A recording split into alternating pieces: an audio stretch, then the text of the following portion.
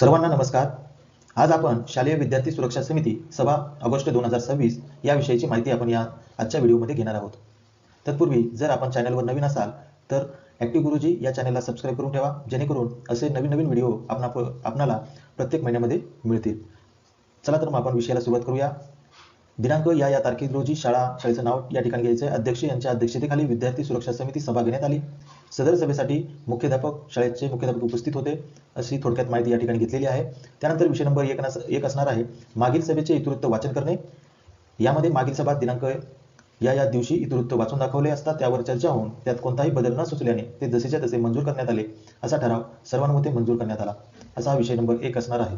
त्यानंतर दुसरा विषय आहे शाळेतील विद्यार्थ्यांच्या वाहतुकीबाबत चर्चा करणे।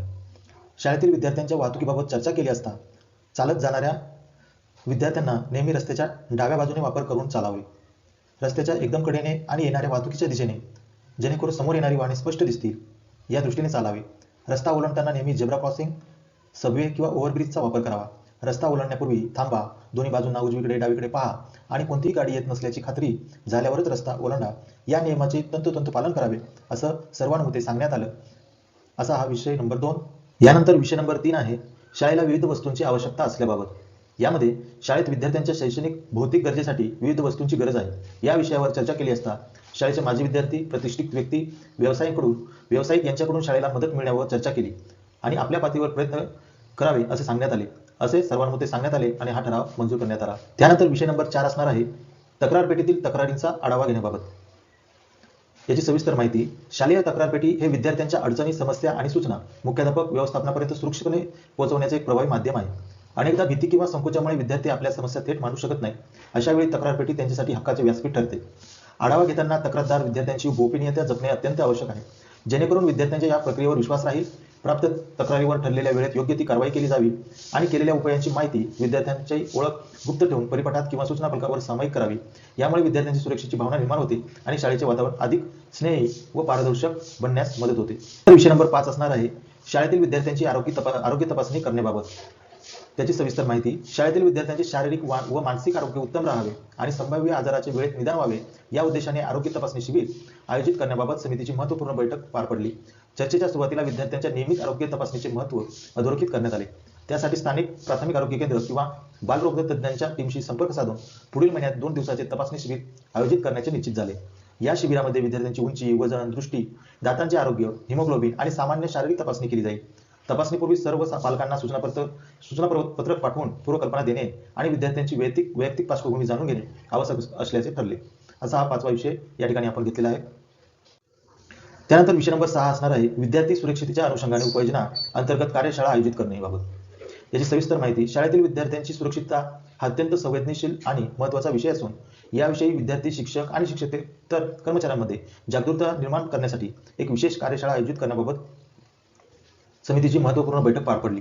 या कार्यशाळेत गुड टच, बॅड टच बाबत मार्गदर्शन, आपत्कालीन परिस्थितीत घ्यावयाची काळजी, अग्निशामक प्रात्यक्षिके व सायबर सुरक्षा यासारख्या विषयावर प्रात्यक्षिकासह सत्रे आयोजित केली जातील। तसेच शाळेतील वाहतूक व्यवस्था, सीसीटीव्ही कॅमेरे कव्हरेज आणि आवारातील सुरक्षिततेचा आढावा घेऊन सर्व कर्मचाऱ्यांना सुरक्षा नियमाचे कडक पालन करण्याच्या सूचना देण्यात आल्या।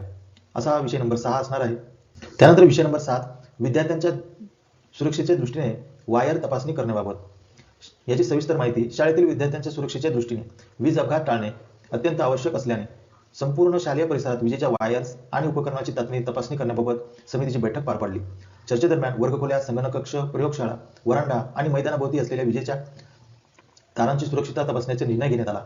यासाठी स्थानिक वीज वितरण कंपनीच्या किंवा अधिकृत इलेक्ट्रिशियनला बोलवून उघड्या, जुन्या किंवा लटकणाऱ्या वायर्स दुरुस्त करणे, सर्व मुख्य बोर्डांना आर्थिंग आणि MSCB स्विच व्यवस्थित कार्यरत आहे का हे तपासावे यावर भर देण्यात आला। तसेच पावसाळ्याच्या दिवसात विजेचा धक्का बसण्याचा धोका जास्त असल्याने ज्या ठिकाणी पाणी साचते किंवा ओले येते तेथील वीज जोडण्यात तातडीने बंद किंवा दुरुस्त करण्याचा निर्णय घेण्यात आला।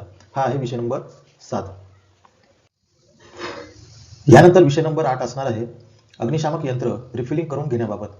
शाळेतील संभाव्य आग किंवा आणीबाणीच्या प्रसंगी विद्यार्थ्यांची आणि शालेय मालमत्तेची सुरक्षितता सुनिश्चित करण्यासाठी अग्निशामक यंत्राचे वेळेत रिफिलिंग करण्याबाबत समितीची बैठक पार पडली। चर्चेदरम्यान शाळेच्या आवारात, संगणक कक्षात, प्रयोगशाळेत आणि स्वयंपाकघरात बसवण्यात आलेल्या सर्व अग्निशामक यंत्रांची एक्सपायरी डेट मुदत संपली आहे का याचा आढावा घेण्यात आला। ज्या यंत्राची मुदत संपली आहे किंवा ज्यामधील गॅस केमिकल कमी झालेले आहे त्याचे तातडीने अधिकृत एजन्सीकडून रिफिलिंग करून घेण्याचे सर्वानुमते ठरले. तसेच रिफिलिंग नंतर प्रत्येक यंत्रावर पुढील रिफिलिंगची तारीख दर्शवणारे स्टिकर लावणे आणि ते सहज हाताळता येतील अशा मोकळ्या व योग्य ठिकाणी बसवणे अनिवार्य करण्यात आले.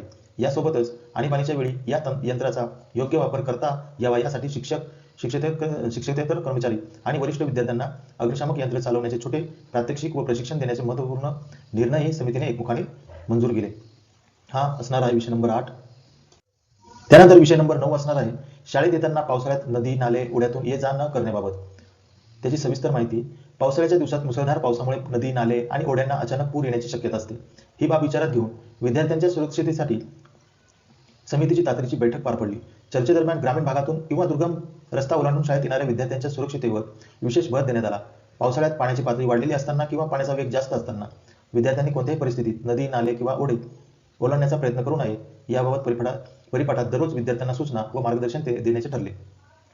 तसेच पूर परिस्थिती निर्माण झाल्यास विद्यार्थ्यांनी धोका न पत्करता सुरक्षित ठिकाणी किंवा घरीच राहावे आणि शाळेत येण्याची घाई करू नये असा स्पष्ट संदेश पालकांपर्यंत व्हॉट्सअप ग्रुप व सूचनांद्वारे पोहोचवण्याचा निर्णय घेण्यात आला. ज्या मार्गावर धोका जास्त आहे तेथील स्थानिक प्रशासन, सरपंच व पालकांशी संपर्क साधून सहकार्य घेण्याचे निश्चित झाले. कोणत्याही परिस्थितीत विद्यार्थ्यांचा जीव धोक्यात येणार नाही याची जबाबदारी घेण्याचे समितीने सर्वानुमते ठरवले. असा हा विषय नंबर 9 असणार आहे. त्यानंतर विषय नंबर 10 असणार आहे ऐनवेळेस उपस्थित होणारे विषय. ऐनवेळेस कोणता विषय जर उपस्थित करायचा असलास त्या विषयाची सखोल चर्चा या ठिकाणी आपण घेत असतो. शेवटी उपस्थित सर्व सदस्यांचे आभार व्यक्त केले. अशा पद्धतीने खेळीमेळीच्या वातावरणात अध्यक्ष यांच्या संमतीने सभा संपन्न झाली असे घोषित करण्यात आले. आपणास या ठिकाणी घेतलेले सर्व विषय आपणास कसे वाटले ते नक्की कमेंटमधून सांगा. आणि जर आपल्याला पुढील महिन्यापासून अशा जर नवीन व्विषयावर आधारित PDF किंवा व्हिडिओ हवे असतील तर ॲक्टिव्ह गुरुजी हा चॅनल सबस्क्राईब करून ठेवा आणि लाईक करा, शेअर करा आणि कमेंट करायला विसरू नका. व्हिडिओची PDF जर तुम्हाला हवी असेल तर व्हिडिओच्या डिस्क्रिप्शनमध्ये PDF आपल्याला देण्यात आलेली आहे. त्या ठिकाणाहून तुम्ही ती डाउनलोड करून घ्या. धन्यवाद. थँक्यू.